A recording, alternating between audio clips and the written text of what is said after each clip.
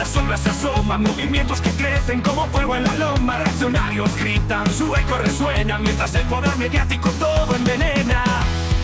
Despierta, oh gente, no dejes que te informen. La hipocresía institucional nos transforma. Con la amnesia en la mente, la historia se olvida. Es tiempo de alzar la voz, no hay otra salida.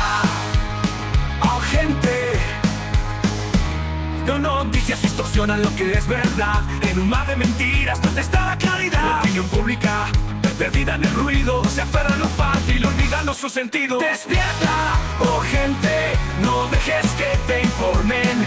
La hipocresía institucional nos transforma. Con la amnesia en la mente, la historia se olvida. Es tiempo de alzar la voz, no hay otra salida. Las noticias distorsionan lo que es verdad. En un mar de mentiras, ¿dónde está la claridad? La opinión pública, perdida en el ruido, se aferra a lo fácil, olvidando su sentido.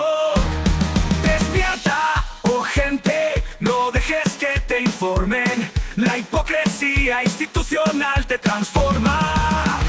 Con la amnesia en la mente, la historia se olvida.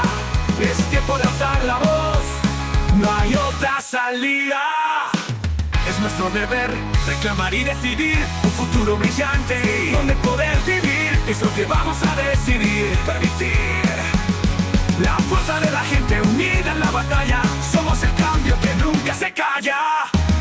Despierta, oh gente, no dejes que te informen. La hipocresía institucional nos transforma. Con la amnesia en la mente, la historia se olvida. Es tiempo de alzar la voz, no hay otra salida. Rompamos el silencio, el poder de la verdad es nuestro cimiento. Con coraje y esperanza, juntos a luchar por un mundo justo, lo vamos a hacer realidad. Vamos a despertar.